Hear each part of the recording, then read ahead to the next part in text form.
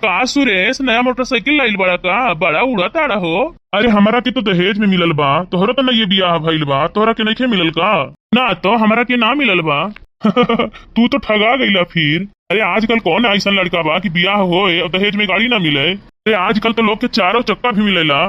तोहर सासुर तोहरा के तो ठग ले। साचो हम ठगा गईली का? हाँ तो हम पैदलिया लोग से ज्यादा बात ना करी, लागत है कि हम साचो ठगा गईली। अरे माई हम लोग तो बियाह में ठगा गईली। अरे का भइल बेटा? अब वही विनोदवा भेटाइल रहल, ओकरा बियाह भइल बा नया नया, 2 चक्का गाड़ी मिलल बा दहेज में। हमारा का मिला कुछ ना, फ्री में बियाह कई देलू लोग। अरे हम ना बबुआ, तहार बाबू बियाह कइले हैं, दोस्ती के चक्कर में पड़ के बियाह कइले है बाटे।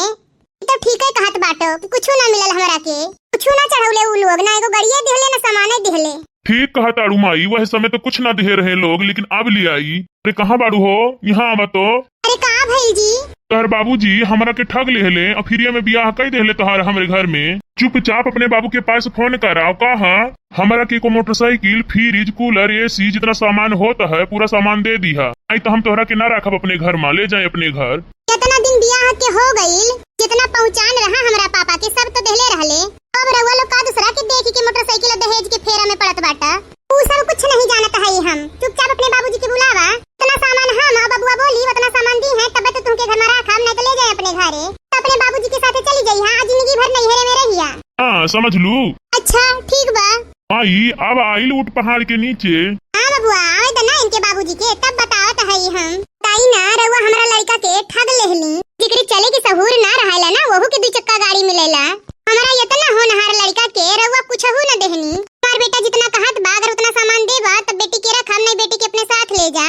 जितनी हो जात बा हमार रउआ चल पूरा गाँव में। 2 चक्का गाड़ी, एसी, फ्रिज, कूलर और तो आगे सब जनते बानी कितना सामान दिया जाला। सब सामान दे दी तो बेटी के रखब, नहीं तो ना रखब। अरे देखी बहन जी, इतना हमरे औकात नहीं खे, जितना हमरे औकात रहल उतना हम दे दे बानी। गरीब आदमी है, हम इतना सब सामान कहाँ से देब? जितना हमरे औकात रहा उतना हम दे दिहल बानी, ये सब हम कहाँ से देब? इतना सामान हम नहीं दे सकत बहन जी। आप सब तो ये सामान में पड़ल बाड़ू, अब हम तो अपने जिगर का टुकड़ा दे दिहल बानी रउआ के, ओहू से बढ़ के कुछ होला? देखी ये सब हम कुछ ना मानब, जितना हम कहले बानी उतना हमें चाहिए। कहिए रउआ इतना सामान दे दे तहिया अपने बेटी के लेके आई हम रख लेब, लेकिन हमरा के इतना सामान चाहिए तो चाहिए कि ना हो बबुआ। हाँ माई और का, हम अपने बहन का बियाह कर ले रही, 2 चक्का गाड़ी दे रहनी, बुलेट मानल रहले लोग, हमारा के बियाह तो फ्री में हो गईल। हमारे पापा के चाय नाश्ता नहीं पूछे लोग और दहेज की डिमांड शुरू हो गई। ये ना कितना सारा सामान देले रहली हम लोग। हाँ और कमाई, एसी, फ्रिज, कूलर, टीवी, अब इतना सारा सामान देले रहली हम लोग। इनका देखी बेटा, इनका कितना बड़ा धोखा दे देले, कोनो सामान नहीं खे दिहल, बियाह कइले नी फोकट में। ना ना ऐसा मत करी लोग, बेहद बेटी अगर नैहर में रही तो का कही सब लोग, माच ताना मारी। हमारे पास और कुछ नहीं बा, सिर्फ 4-5 कट्ठा जमीन बा, और वो बेच देव हम, तबो इतना सामान ना चुकता कर पाइब हम। और हम जमीन बेच देव तो हमारा भूखा रहे की नौबत आ जाई और हम मरी जाये भूखे। जमीन बेच के हम सामान रउआ लोग के दे ही तो मने रउआ दामाद के इज्जत से ज्यादा प्यारा रउआ जमीन बा। अगर जमीन प्यारा बा तो है तू अपन सामान पैक करा, अपने बाबू साथे अपने बाबूजी के घरे जा। जब ले हमार कहल सामान पूरा ना दे देबा तब ले हम इनका अपने घर ना लाई कर जाई अपना बेटी के, हम ना रखब इनका के। ऐसा मत करी बेटा, ना हम कुछ नहीं जानत हई, मर्द के जुमान बा। सामान दी और बेटी के लिए आई घरे। माई हम तो बर्बाद हो गई नी। दीदी तू ऐसा कैसे? हमारा के घर से निकाल देले सब लोग। 4 चक्का गाड़ी, 20 लाख के एप्पल का फोन, फ्रिज, कूलर, एसी देले हैं कि सब लेकर आना तबे आना, नहीं तो हम नहीं खे रखा, हमरा के घर से निकाल देले हैं। लेकिन ये सब तो हम लोग देले रहली तोहरा के, लेकिन तब काहे करत बाड़े ये सब लोग?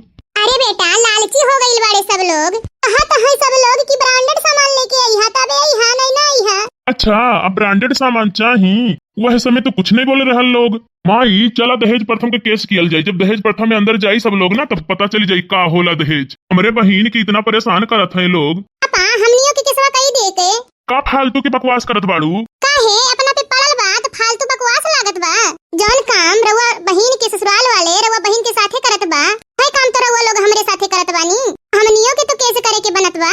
एको लड़की के माँ बाप अपने लड़की के बचपन से पाल पोस के बड़ा कई के अनजान घर में छाती पे पत्थर रख के भेज देता, और ऊपर से रउआ लोग के दहेज चाहिए। रउआ लोग के सामान प्यारा बा और गाड़ी के तो कमा के लिए आई ना गाड़ी, कमा के अपन श्रद्धा पूरा करी ना।